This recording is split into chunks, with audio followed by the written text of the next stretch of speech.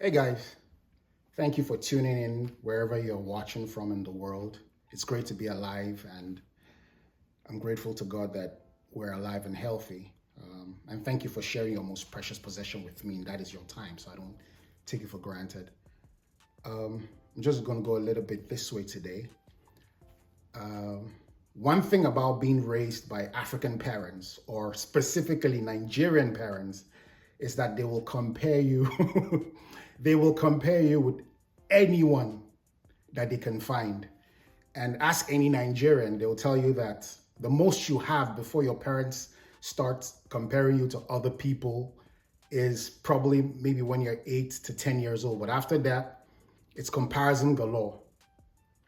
And it doesn't help that our school system, well, it's been a while I've been out of school, so I don't know if they still grade students this way, but it's been decades since I was in high school. But back then, they grade us according to intelligence. So if you're in a class of 70, they'll grade the first, they'll give the first position, second position, and third position. And these are people that have the best average scores in, let's say, have 14 subjects. So the number one in the class has the best average score in all subjects, number two, number three. And they're usually awarded at the end of the school session with a big, event galore, and they give them prizes for the first, second, and third position. The rest of you losers from fourth position to the end is, you're on your own. However, back then, taking your report card at the end of the term to your parent is possibly the most intense day in Nigeria back then, because the comparison starts again, especially if you're not first, second, or third position. And you find your parents, probably look at your report card like this, then look at you and and say things like, Adrian, what is it that I am seeing? Have my enemies succeeded? The people that came first to third position, did they have two heads? Did they bribe the principal? What is it that they are doing that you can't do? And they'll probably look up and say something like, I fear for your future. Meanwhile, the boy is just 12. And one thing about Nigerian parents is that they don't stop there. They'll send you away with sophisticated insults like this one. Wisdom is chasing you, but you run. Wisdom is chasing you, but you run faster. Or when it was raining, common sense, you bought an umbrella. Some nasty thing like that. But here's my point.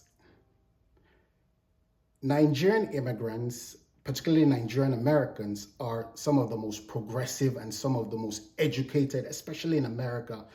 And wherever you see that immigrants, they always have that hustle. They always have that, because they've been telling us since we were growing up to look around your surrounding. If your neighbor is succeeding, then find out what he's doing to succeed.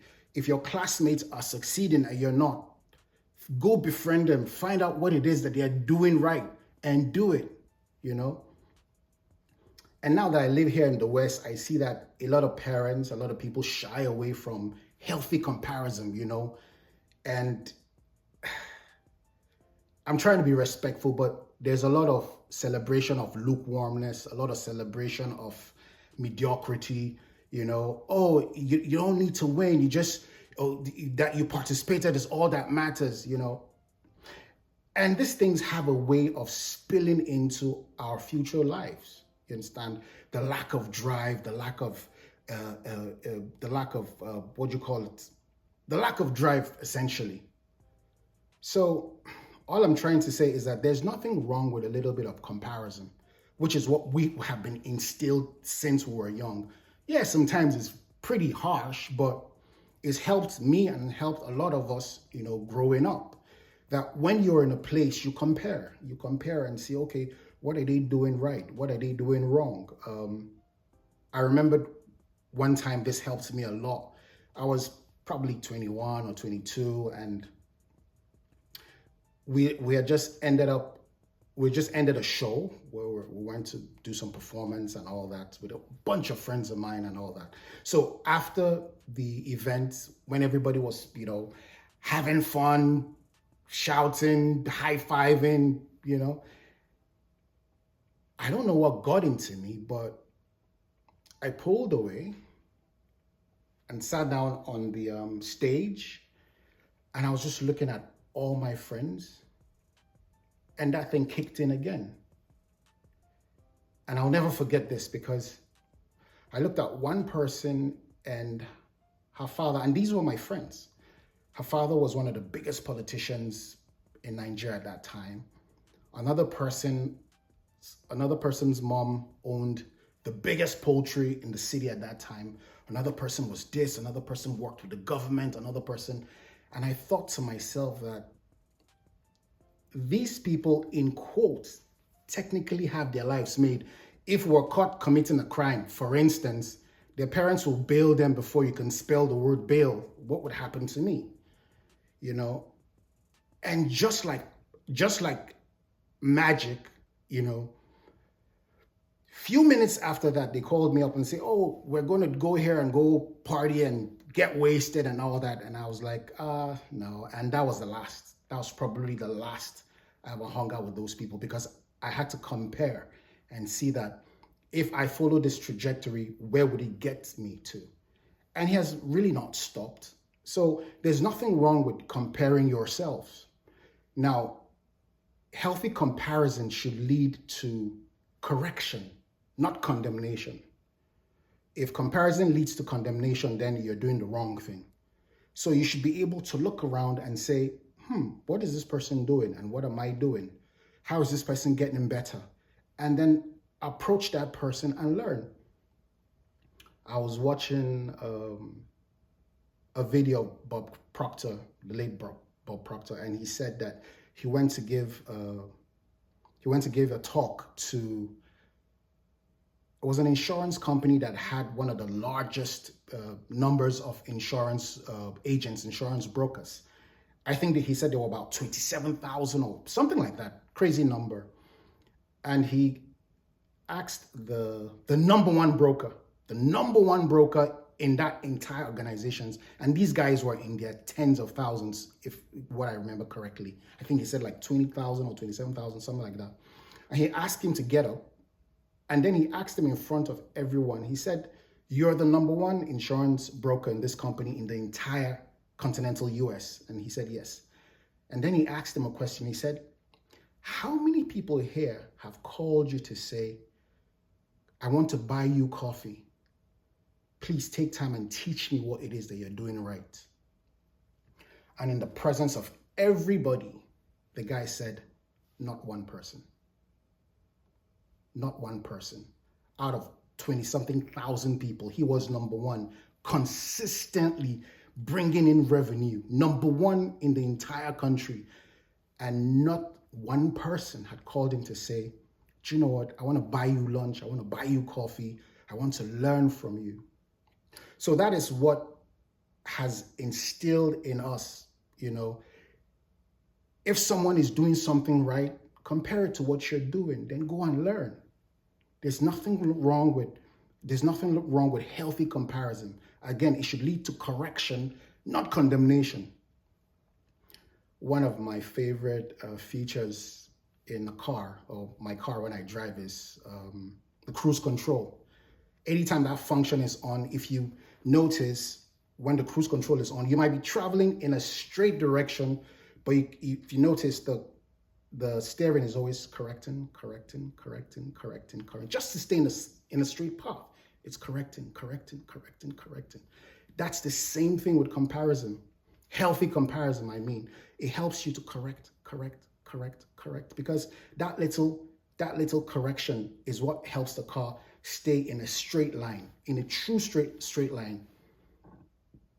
Excuse me. And I always talk about the 1 in 60 rule in aviation, that states that for every 1 degree a plane veers off course, for the next 60 miles, it will miss its target destination by 1 mile. So a plane that is leaving New York to London won't, if it veers by 1 mile, if it veers by 1 degree, will end up in Norway, not in London.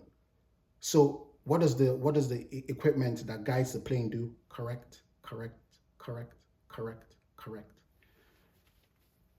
So again, there's nothing wrong with healthy comparison. There's nothing wrong with it. Don't fall into this thing. They say, don't compare yourself. Of course, again, comparison shouldn't lead to condemnation.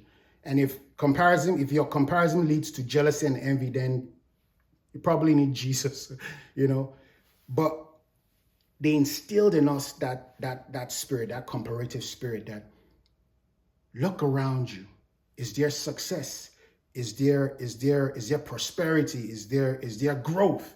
If the people around you are succeeding, then they're doing something right. Right? Compare yourself. Then go ask them for help. Go find out what they are doing and do it. Befriend the people that are successful. Befriend the people that are where you are supposed to be. Always befriend them. Then always compare notes. They do this in science a lot. Compare notes. Sometimes,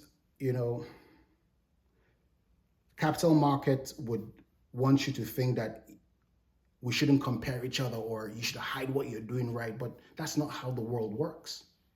That's not how the world works. We need to compare notes. What are you doing right? Oh, it works for you. Okay, this is what I need to get right. Compare, and adapt. And you keep growing and growing and growing and growing. So don't shy away from comparison, healthy comparison. It's really good for you. That is how you grow. That's how you grow. I heard Tony Robbins say something, and it really resonated, because it was true. He said that, what is the one thing that leads to happiness? And he said it's progress. And I thought, that's actually true. Because it doesn't matter where you are. It doesn't matter how much weight you have lost, or how much money you have made, or how much happiness you have in your home. If you are not making progress, you would find that you begin to lose happiness. So healthy comparison should lead you to make progress, and progress keeps us happy. Progress keeps us going. Progress keeps us alive and happy. Be flexible and grow. Be flexible and grow. The Lao Tzu has this thing that he wrote. The Chinese philosopher Lao Tzu. He said, men are born soft and supple. Dead, they are stiff and hard. Plants are born tender and pliant. Dead, they are dry and brittle. Thus, whosoever is stiff and inflexible is a disciple of death. Those guys were hard, but whosoever is stiff and inflexible represents death. Death is brittle, hard, stiff. So comparison should lead you to be flexible, to grow. Flexibility, but you're growing.